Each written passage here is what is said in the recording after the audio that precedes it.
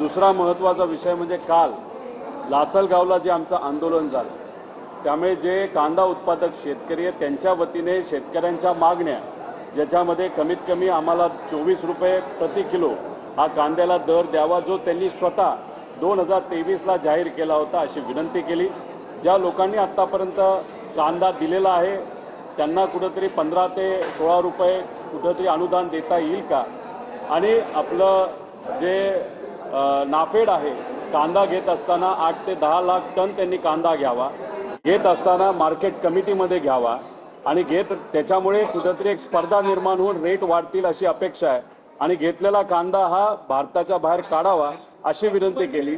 बोलत असताना त्यांनी सांगितलं 12.5 रुपयाचा रेट असला तरी तो कदाचित आता आम्ही 16 करणार आहोत, पण तरीसुद्धा त्यांना आम्ही विनंती केली 24 म्हणजे 20 रुपयाच्या खाली हा रेट त्या ठिकाणी परवडत नाही। नीट परीक्षेबद्दल सुद्धा त्यांना सांगितलं CBI कडनं कारवाई केली जाते, योग्य कारवाई केली जाते, पण अजून कडक करून त्याच्यात जे कोणी जबाबदार असतील त्यांना तुम्ही पकडावं आणि परत एकदा नीट असू, नाहीतर राज्यातल्या ज्या परीक्षा असतात त्यात कुठलीही परीक्षा त्या ठिकाणी अडचणीत येऊ नये या बाबतीतली दक्षता त्या ठिकाणी घ्यावी।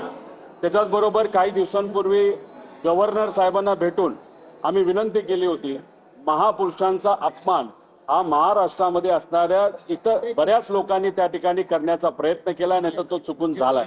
आणि मग हे होत असेल तर एक कायदा असा आणा जो सेशनमध्ये येणाऱ्या सेशनमध्ये आणण्यात यावा, जेणेकरून जर उद्या जाऊन कुणीही मानवांच्या विरोधात चुकून नाहीतर मुद्दामून जर बोलत असेल तर त्याच्यावर तिथं कारवाई करता यावी। तसं पत्र राज्यपाल महोदयांनी आपल्या शासनाला त्या ठिकाणी पाठवलेलं, त्यामुळे सेशनमध्ये तो मुद्दा त्या ठिकाणी घ्यावा अशी विनंती तिथं केली।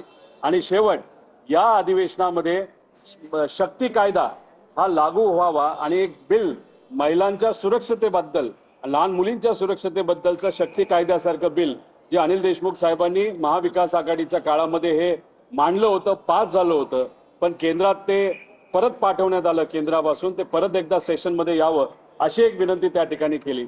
आणि मुख्यमंत्री साहेबांना भेटत असताना कांद्याचा प्रश्न हा मांडत असताना तिथं पाशा पटेल साहेब सुद्धा भेटले, ज्यांना बांबू किंग म्हणलं जातं, त्यांच्याशी सुद्धा कांद्याच्या बाबतीतला विषय हा मांडला। कमिटीकडनं लवकरात लवकर तिथं रिपोर्ट यावा अशी सुद्धा विनंती पाशा पटेल यांना त्या ठिकाणी आम्ही केलेली आहे।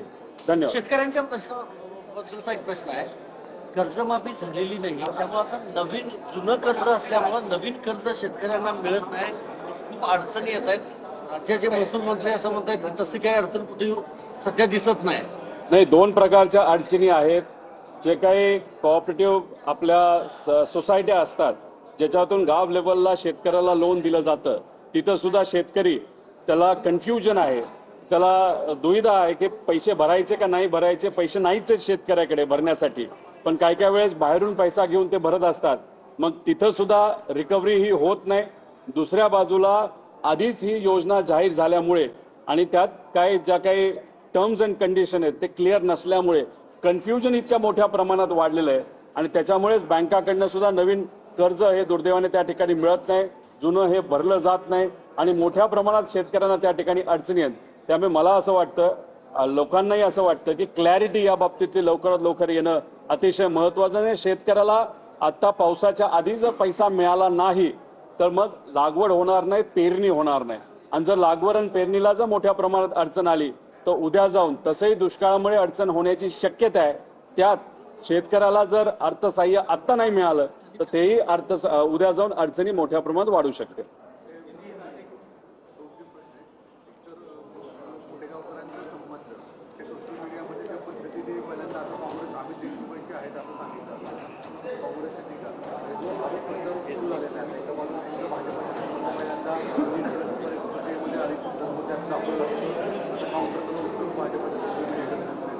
ओव्हरऑल याच्यामध्ये सगळे राजकीय नेत्यांचं कनेक्शन